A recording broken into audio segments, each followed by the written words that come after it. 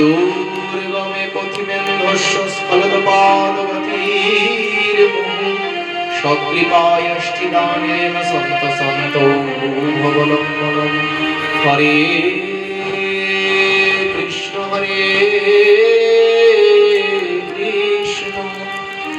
কৃষ্ণ কৃষ্ণ হরে হরে, হরে রাম রাম রাম হরে হরে। নিতাই গৌর হরি বল, নিতাই গৌর হরি বল, নিতাই গৌর হরি বল, নিতাই গৌর হরি হরি বল। তুলসী কানন যত্র যত্র কমলবনানি চ পুরাণং পঠনং যত্র তত্র সন্নিহিতো হরি। আমার প্রভুর প্রভু যিনি, শ্রী কৃষ্ণ চৈতন্য তিনি, যাহা বলাইবেন প্রভু তাই তো বলিব আমি। জয়তাং সুরত পঙ্গ মম মন্দমতির গতি, মৎসর্বস্ব পাদম ভুজ শ্রীরাধা শ্যাম সুন্দর।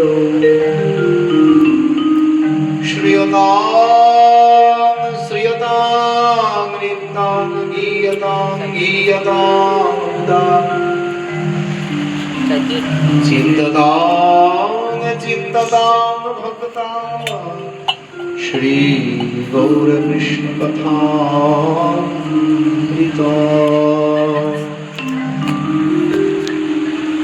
कलियुग पावनावतार प्रेम पुरुषोत्तम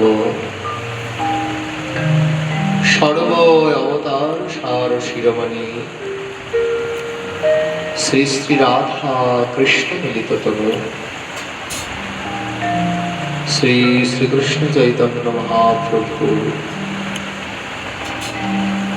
श्री नित्यानंद प्रेम मूर्ति शांतिपुर पुरंदर श्री अद्वैत आचार्य गदाधर श्रीवासदि प्रभुर यत निज शपथि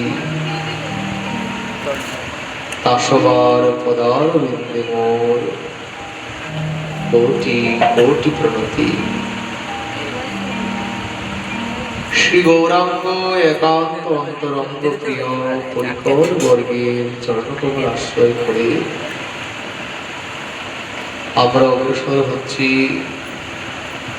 অতীব মাধুর্যময় শ্রী শ্রী গৌর কথায় কৃষ্ণ কথায়।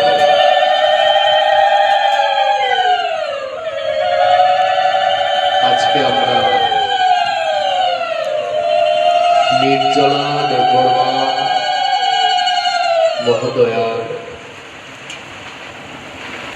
সেই শ্রাদ্ধ বাসরে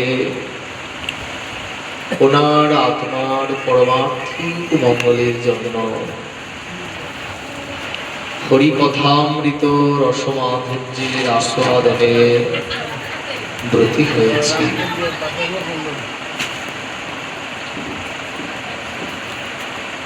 হরিকথামৃত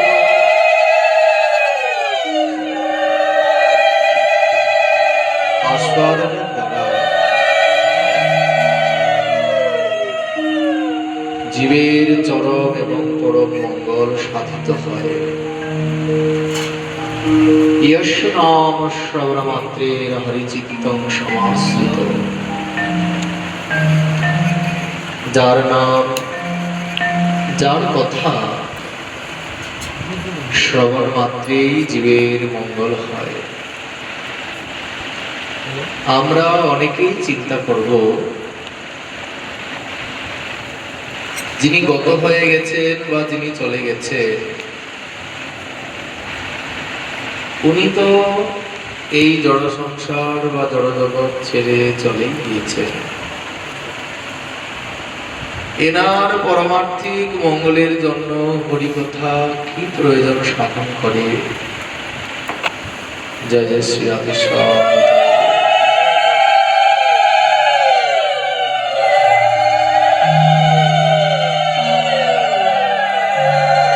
ওনার পরমার্থিক মঙ্গলের জন্য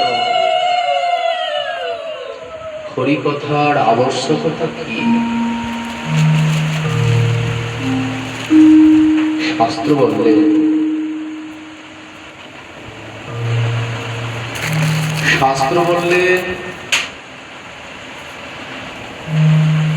এই জগতে কোন যদি কখনো বা ওনার জন্মার্জিত কোন কৃত কোন অপরাধ বা কোন পাপ যদি অজান্তে হয়ে যায়, আর তার দরুন যদি সে ভোগ দশায় যন্ত্রণাদি ভোগ করে,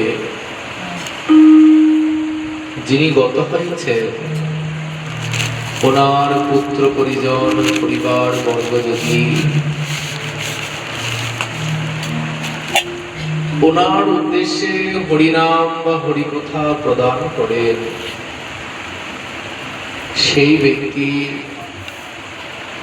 কৃতকর্মের যে ভোগ দশা তা অন্তর্নিত হয়ে গিয়ে তিনি ভগবত ধামে প্রস্থান করেন।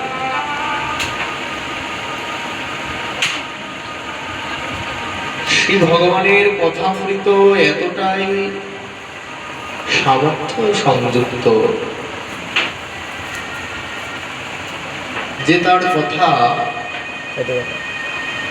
তব কথামৃতম তপ্ত জীবনম কবিভীরিতম কলুষাবহম।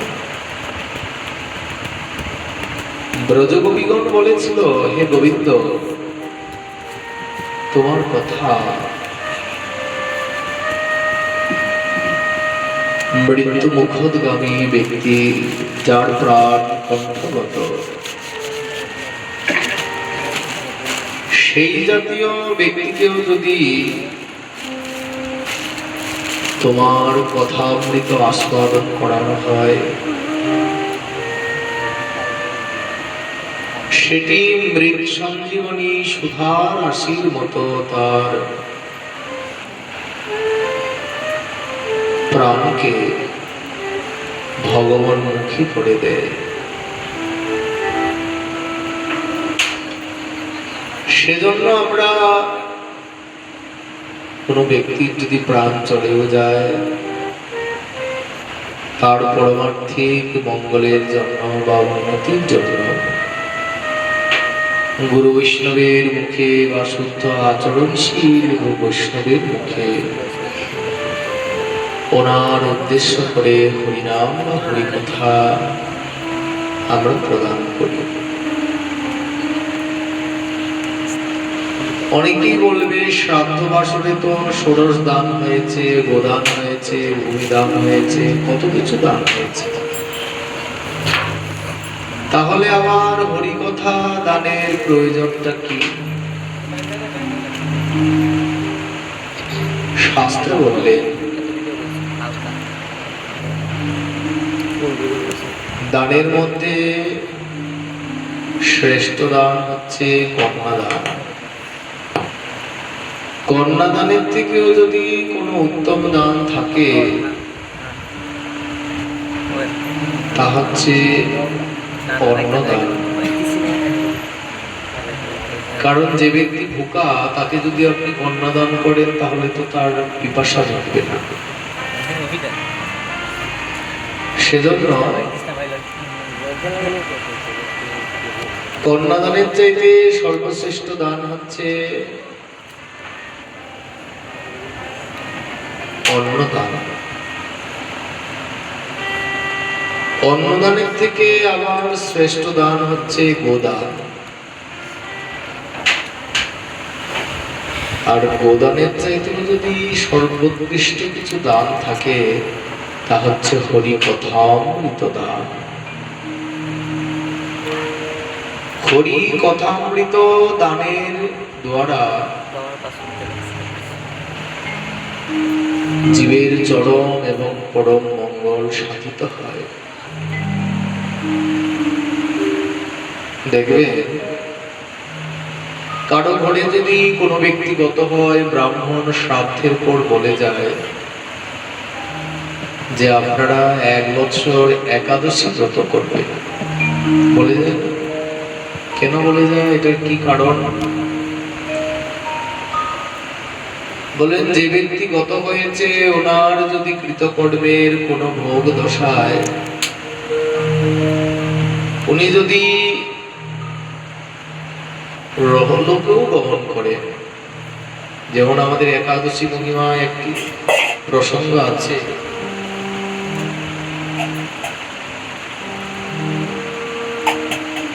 যে কোন এক মহারাজ,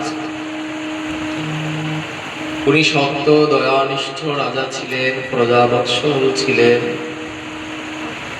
কিন্তু সেই মহারাজ যখন গত হয়েছে উনি ওনার জীবদ্দশায় একটি ভুল কাজ করেছিলেন। কি ভুল কাজ জানেন?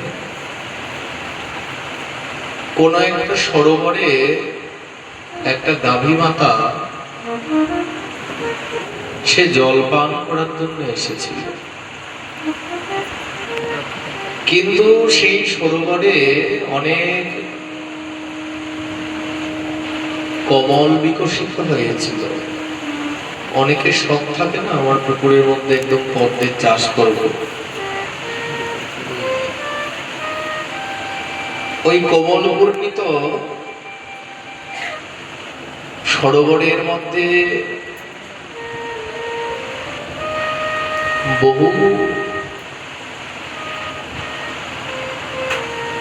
সুন্দর সুন্দর কমল, লাল, পিলা, হারা, বিভিন্ন রকমের কমল বিকশিত হয়েছে। আর ওই রাজা বসে কমলের সৌন্দর্য দর্শন করছে। যখন এই গাভী মাতাটি সেই সরোবর থেকে জল খেতে এসেছে, উনি চিন্তা করলো নেমে গিয়ে যদি একটু পাড়ের সৌন্দর্য নষ্ট করে, বা জল খেতে গিয়ে যদি পদ্মের পাতা খেতে ভালো লাগে যদি টেনে টুনে নষ্ট করে দেয়, তখন ওই গাভী মাতাটাকে ওখান থেকে তাড়িয়ে দিয়েছে। মহারাজ সারা জীবন প্রজাদের ভালো চিন্তা করেছে, প্রজাবৎসল রাজা,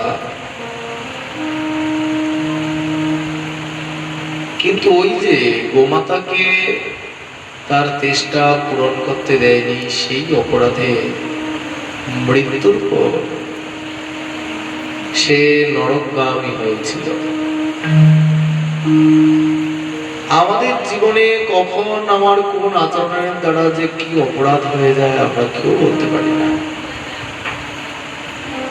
উনি নরকগামী হয়েছে, কিন্তু আজীবন তো সকলের মঙ্গল চেয়েছে, সকলের মঙ্গলার্থে কাজ করেছে, কিন্তু করলে হবে কি? এই যে অপরাধ, অপরাধ যদি উঠে হাতি মাথা, শুকায়ে যায় ভক্তিলতা, তার পড়ে যায় পাতা। যদি অপরাধ মাথা গজিয়ে উঠে না, সারা জীবন ভালো কাজ করলো, এমন একটা অপরাধ করেছে যে অপরাধের কারণে নরকগামী হতে হয়েছে। কোন একদিন দেবর্ষি নারদ হরিনাম করতে করতে যখন সেখানে গেলে জমালয়ে,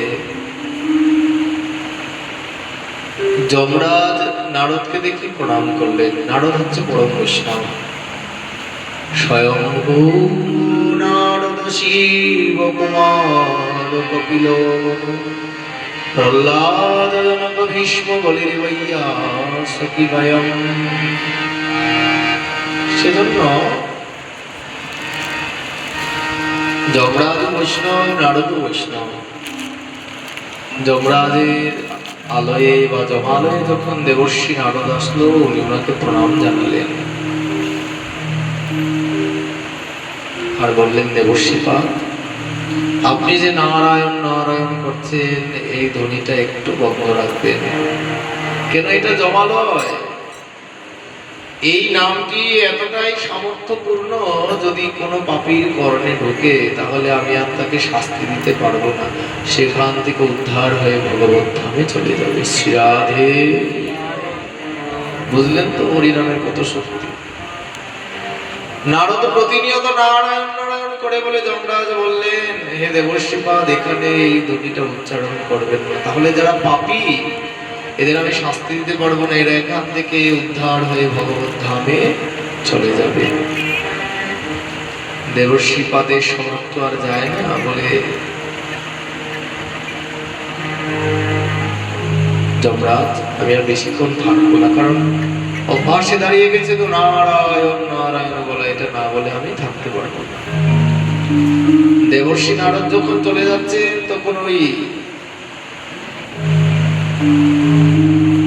রাজা নারদকে প্রণাম করে বললেন, হে দেবর্ষী নারদ, আমি আজীবন কত ভালো কাজ করেছি, কিন্তু গোমাতাকে তার জল খাওয়া থেকে বঞ্চিত করেছি বলে সেই অপরাধে আমি নরকে পতিত হয়েছি। দেবর্ষী, আপনি একটু কৃপা করে আমার ছেলেকে বলবেন সেজন্য একাদশী ব্রত করে আর ব্রতের ফল আমাকে সমর্পণ করে আমার উদ্দেশ্যে যেন দান করে, তা করলে আমি নরক থেকে মুক্ত হয়ে ভগবত ধামে চলে যাব। দেবর্ষী নারদ তখন সেই রাজ্যের যে রাজা গত হয়েছে ওনার পুত্রের কাছে এসে বললেন, সেই রাজপুত্র রাজ্যের ধর্মাত্মা প্রজাবৃন্দকে সঙ্গে করে মহারাজের উদ্দেশ্য করে একাদশী ব্রতটি করলেন এবং সেই ব্রতের ফল পূর্ণ মাত্রায় তার পিতাকে অর্পণ করলেন এবং ওনার পিতা সেই একাদশী ব্রতের ফলটি ধারণ করে সোজা নরক থেকে বৈকুণ্ঠে শ্রীনারায়ণের চরণ কমলের দিকে চলে গেলেন।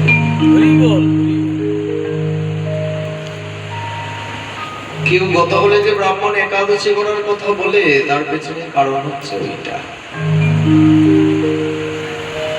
একাদশীর ফল প্রদানের দ্বারা তাকে রহলোক থেকে ঊর্ধ্বলোকে নেওয়া যায়। সেজন্য হরিনাম হরিকথার এত শক্তি যা আমরা চিন্তার মধ্যে আনতে পারবো না।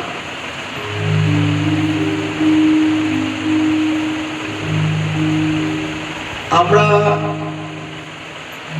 সাধারণত দেবী দেবতাকে নিয়ে বেশি মেতে থাকি, দেবী দেবতার পূজার মধ্যে আমরা নিবিষ্ট হয়ে থাকি, কিন্তু দেবী দেবতার চরণাশ্রয়ের দ্বারা আমরা ভবসিন্ধু পার হয়ে ভগবত ধামে যেতে পারবো না। দেখবেন গীতার মাহাত্ম্যে লেখা আছে, যে ব্যক্তি নিত্যদিন গীতা পাঠ বা অধ্যয়ন করে সে ব্যক্তি অনায়াসে গীতার তরি লইয়া এই ভব সমুদ্র পার হয়ে ভগবত ধামে গমন করে। লেখা আছে না? এই যে দেবী দেবতাগণ, ৩৩ কোটি দেবী দেবতা, এরা ওই মানব কলেবর ধারণ করে গোবিন্দ ভজন করতে চায়। এরা গোবিন্দ ভজন করে জীবনকে ধন্য করতে চায়। আমরা দেবী দেবতার ভজন করি আর দেবী দেবতা কৃষ্ণ ভজন করতে চায়, তাহলে আমাদেরকে কৃষ্ণ ভজন করাটা প্রয়োজন না? কৃষ্ণ না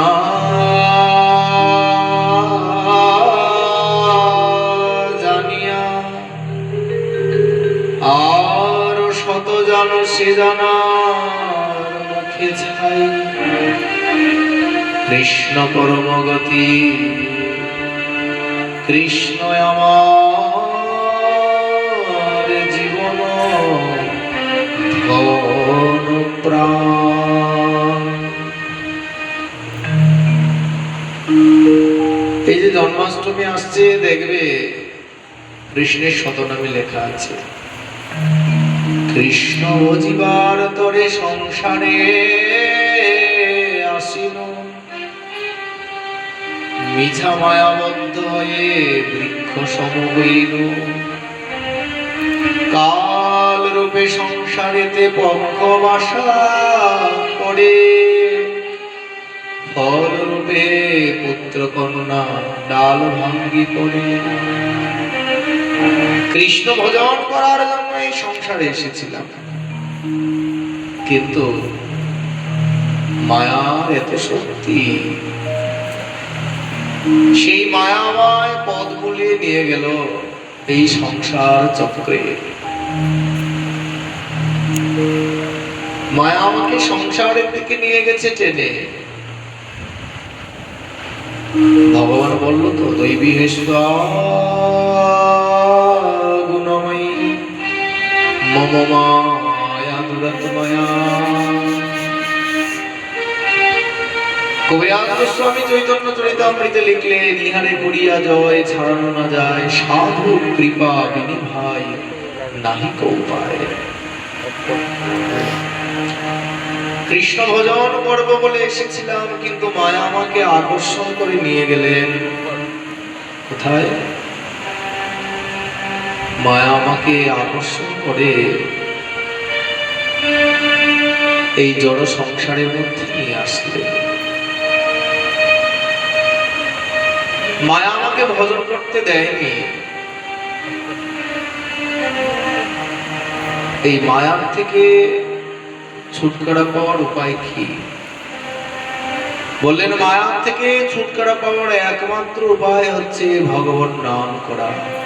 কৃষ্ণ সূর্য সম, মায়া হয় অন্ধকার। যেথায় কৃষ্ণ সেথায় নাই মায়ার অধিকার। কৃষ্ণ সূর্য সম, মায়া হয় অন্ধকার। যেথায় কৃষ্ণ সেথায় নাই মায়ার অধিকার। সূর্যোদয়ে যেমন অন্ধকার বিনাশ হয়ে যায়, তদ্রূপ ভাবে যে জীবের হৃদয় কন্দরে ভগবানের জ্ঞান রূপী প্রদীপ প্রজ্বলিত হয়ে যায়, যেই জীবের হৃদয় কন্দরে ভগবত জ্ঞান রূপী প্রদীপ প্রজ্বলিত হয়, তার হৃদয় থেকে মায়া দূরীভূত হয়। যার হৃদয়ে ভগবানের জ্ঞানের প্রদীপ প্রজ্বলিত হয়ে গেছে, তার হৃদয় থেকে অজ্ঞানের অন্ধকার মায়া চিরতরে লীন হয়ে যায়। মায়া থাকতে পারে না।